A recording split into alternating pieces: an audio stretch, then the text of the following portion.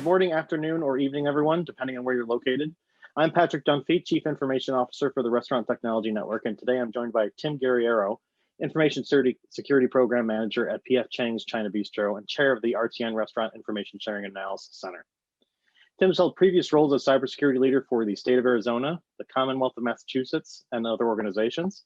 He's also the co-founder and vice president of the Michaela Fund, a nonprofit dedicated to teen suicide awareness and prevention. Tim, is there anything else you want to share with listeners about yourself or your organization before we jump right in? Yeah, the Michaela Fund's very special to us. Our daughter died by suicide, and we try to educate teenagers and their parents on suicide and the signs of suicide. And we use a program called Signs of Suicide through Riverside Community Health in Massachusetts. So great. Well, thanks for joining us today, and thank you again for your leadership with the Restaurant Information Sharing Analysis Center, or ISAC, which we'll use throughout our conversation today. But can you talk, just to get us started, about your previous experience with other information sharing analysis centers?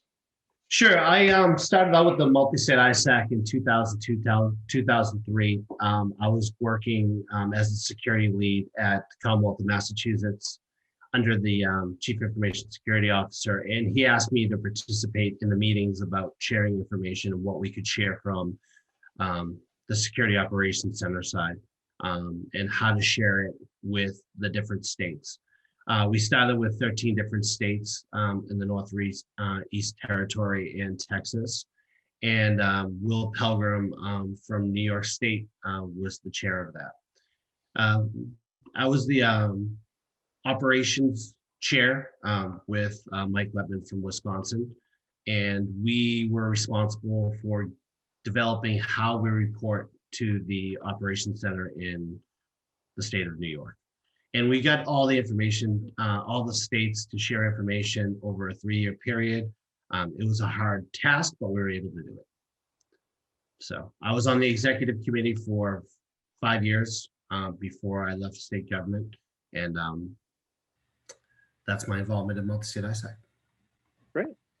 And then my understanding is there's quite a few other ISACs or ISAC-like equivalents outside of restaurants, which we started obviously just recently. The multi-state ISAC, and then there's the water ISAC, there's an IT ISAC. I mean, there's an ISAC for most major industries that you can think of, am I correct? Yeah, all the way down to education. Every sector usually has an information sharing and analysis center. I mean, for the restaurants, there's the hospitality one, but we want to be specific and see if we could develop one for just restaurants and give us a channel to share information among ourselves. But yeah, there's one for every sector, and they all meet under the national ISACs, and they have calls and share the information among themselves.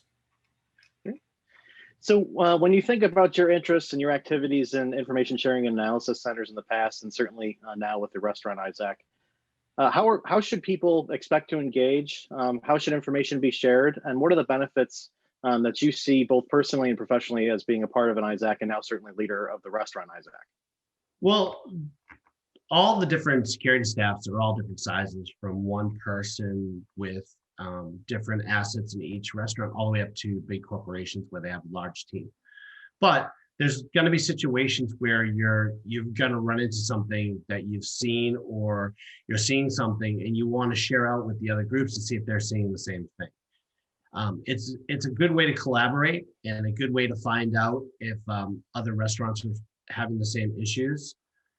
There is a trust involved, and over time you develop that trust with the different entities you're working with. And I go back to the multi-state ISAC. We used to share information about incidents that were going on. There would be an incident in Washington State. They would share with the multi-state ISAC. The person would come on from that state, share that information. Next thing you know, we have 4 or 5 other states popping up with the same thing. I mean, attackers go for a central point. If they're going to go after restaurants, they're not just going after one, they're going after many. And we might, by sharing the information among ourselves, we have a better chance of seeing it. Okay, great. So when thinking about the information that's shared, both in your previous roles at other ISACs and certainly now, what are the kinds of things that people should be thinking about that are relevant for other groups? I mean, is it as simple as a phishing email and email headers? Is it more complicated or sophisticated than that? It could be as, granular as going down. Are you seeing this IP address attacking you? Or are you seeing this website from a phishing email?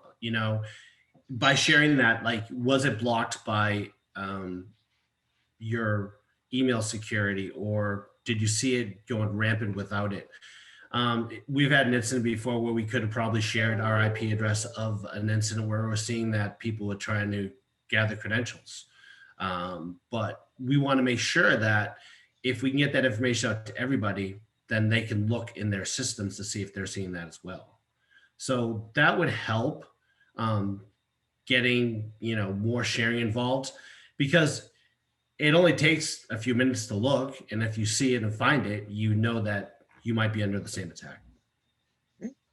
And then what do you think the role is for, say, the largest companies that dominate news in the industry with thousands of units, and then the roles of, say, some of even the smaller organizations which only have a few restaurants or even a single restaurant?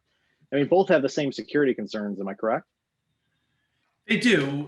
The thing about it is the larger companies might have a larger budget and they might have better eyes in or a program, but a small program can have just as many sensors or tools in place as well.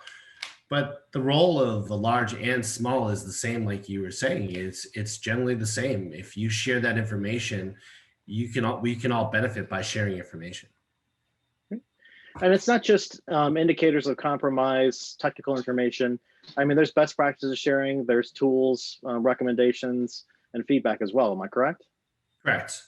Yeah. So say we're talking among all the restaurants alone. We're not talking to any vendors. We can talk about, if we wanted to say, hey, what is the best, endpoint security, or what are you using for a PCI vendor, or what other tools are you using that you feel strongly about or you've had success with? That way, when you're looking for something, then you have a good idea that other companies are using it. When you go to buy something, they always give you references. This just gives you a larger forum to gather references before you even start the process. And along those same lines about tools recommendations and other practices, there's also lots of discussion around how to start a net new cybersecurity program, especially for organizations that are just getting large enough to warrant the staffing and capabilities associated with it. Any expertise or key issues that you'd share with people that are just now spinning up their own cybersecurity program at either new or existing restaurant brands? If they're just starting forward, what we did in the multi-state ISAC is had a mentor program for, when new people came on and you had established chief information security officers or program managers to help each other out, to leverage what they learned, to go through the steps they have. My mentor I had was Mike Letman. He was from Wisconsin, the system of Wisconsin, and he walked through how he set up his program, all the way from how they started their own syslog server and gathering data and going through that. Getting back to your question is, you have to do an assessment of your environment. Ask your IT staff that's in place what you have in place right now for security. Find out what you have. Do a security risk assessment against all your sensitive data. Find out where it is. Make sure that it's being protected. Do a penetration test of your whole network. See if there's any entrance ways in that you haven't protected yet. And that will give you a good start. And then you can start developing your security charter, what your objective and goals are, and then you can present that to your CIO and the board of what you would like to do. And that's what I've learned dealing with mentors and other chief information security officers. Get an assessment of your environment and before you start putting things in place, so you know what's important to put in place first. And speaking of an executive engagement, the ISAC and ISAC model isn't just for information sharing. It's also meant for executives and really peer relationships across the entire set of capabilities and certainly roles within a cybersecurity organization. So there's ways for both the CISO or Chief Information Security Officer to engage with other CISOs, as well as all the way down to threat intelligence analysts on a day-to-day basis. Am I correct? Oh, absolutely. The best part about being in an ISAC and meeting new people is the networking capabilities. Building relationships with other executives or managers or CISOs in general. It's just you learn more, and you with those relationships you can bounce questions off of them. You find trusted partnerships where if you are having an issue and you're not comfortable sharing with the whole audience, at least you have one person or two people to go to and say, hey, what do you think I should do in this situation? Great. And we've talked about senior leaders in both the technology and cybersecurity organization. What recommendations do you have for partnerships with other, like the marketing organization, HR, or other business units where you depend on their support for cybersecurity programs, but you also might need to educate them, for example, on current cybersecurity issues from an end user management standpoint, or even just from a prevention standpoint? Any best practices? Go ahead. Go ahead. Oh, I'm sorry. Yeah, I mean, you have to build relationships with the other departments. You don't want security to be like the heavy hands. You don't want, I'm a big guy and I try, to tread lightly due to that fact. And you got to make sure that you build relationships on where when you are doing security, you're offering offering the options that they have and what are the risks involved in what they do. You're not coming in and saying, no, you can't do that. Just say, this is what you can do. If you can't do that, can you accept the risk? But as far as education and knowing what to do with the different departments, I think cybersecurity is everybody's responsibility. So as long as you have a good security awareness program and you're always sharing information with all the departments, they're always aware of cybersecurity. And the more you do it, the more they'll report, run contests, do other things. But like you said, when you're dealing with marketing, HR, you have to build those relationships. You have to know that you're there to support them. So along those same lines with partnerships, both with peer business units as well as senior management, how do you demonstrate the value or communicate the value of a mature cybersecurity program to leadership and other organizations? And for an ISAC, we've talked about in the past of keeping track of the number of indicators that you prevent or block within an organization as being something that you report out. You talked a moment ago about end user education and tracking around that area. Any best practice you can share about reporting out key indicators or key benefits of a cybersecurity program to your own organization? Yeah, when you run the, say, phishing test, you want to let people know what they did wrong if they did it. You're not saying that this person did something wrong, but you're just saying this is what you should be looking for when you did it.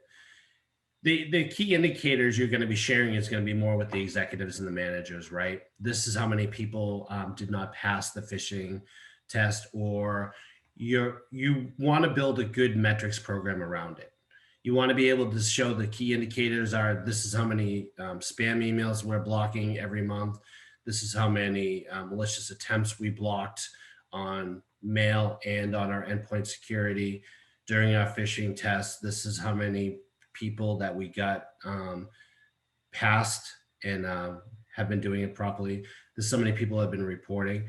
So anything you can report up to executives to show how well or even how bad the security program is doing, but you got to be, upfront with them and let them know what is going on so they know if there's a risk or not.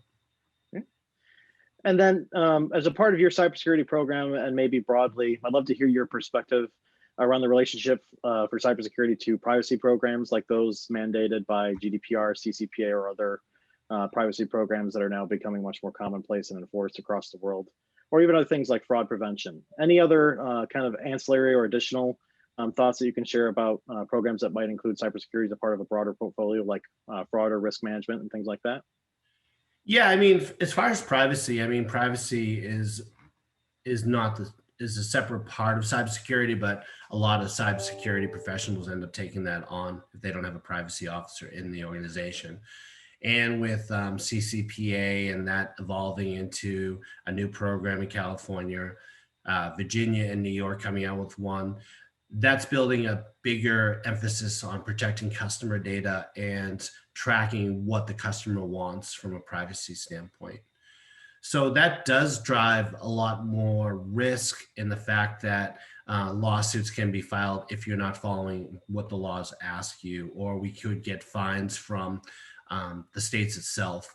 So that drives the risk more from a customer standpoint. Other responsibilities for cybersecurity, I mean, risk is built into cybersecurity and you got to have a risk profile. The good thing about it is with RTN is, we're working with the cyber security operations group to define what risk is and what the risk profiles are. And that's going to help everybody else in the restaurant industry on how we identify risk better. And, all the other work groups that we're working on, again, will help myself and other managers or CISOs on how to develop and protect against risk. That's a great point, Tim. Thanks for sharing. In addition to that, we've also talked in the past about standardizing assessment processes, both internal, just to measure where you're at in terms of your own risk mitigation and broader cybersecurity program. And we've also talked about simplifying or making a template or a standard way to assess your vendors in the space. As we all know, restaurants are heavily vendor dependent for most of the technology systems that run operations at an individual restaurant. And obviously that applies to lots of companies, even at the corporate level. Any thoughts you can share about the standardization of either of those two efforts, either on the assessment process for internal cybersecurity programs or the vendor community? I mean, I think that, in what's driven by the federal government and even into states, the FedRAMP model and the cloud security model about, assessing vendors prior to them coming on board to your environment to house your data in the cloud. It seems like almost 90% of the business now is going into the cloud. So performing a risk assessment and having a standardized form for that will help restaurants identify risk upfront with vendors that they have, and even help with the selection of vendors. If vendors can't meet the minimal risk assessment to provide and protect your data at your company, that's a good sign, that it's a bad fit. So the vendor risk assessment is going to be a huge asset to all the security teams and the project teams on knowing that, hey, this company is going to protect our data when we go up there. And we can put contractual limits around what they're not doing and make sure that there is a risk acceptance if something does go wrong. So that is really big on that point. Well, Tim, thank you very much for your time. Just a reminder for those of you unaware of this, we do have at a minimum monthly meetings with the Rest-ISAC, which have hundreds of members from most of the major organizations that you might already be a part of or might be partnered with.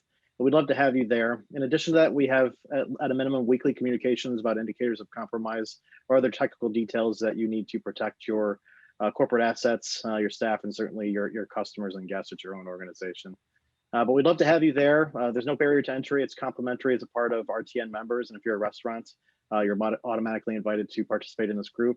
Again, there's no better place to better prevent risk and help each other than the Rest-ISAC. Tim, any final thoughts you'd like to share as our chair? Yeah, come on and participate. The more we have, the better the information sharing will be. And the quicker we grow, the more things we can do. So don't be afraid to jump on the call. Try to make an effort to get there. And as Tim just mentioned, lots of great people are willing to help out on a week in and week out basis. Tim's been a great support to many people that are already on these calls and joining more and more. And we certainly hope to help you as best we can throughout our monthly meetings, as well as other peer-to-peer relationship building, and all the other great things we do here at the Rest-ISAC. Thanks, and we'll talk soon. Thanks, Patrick.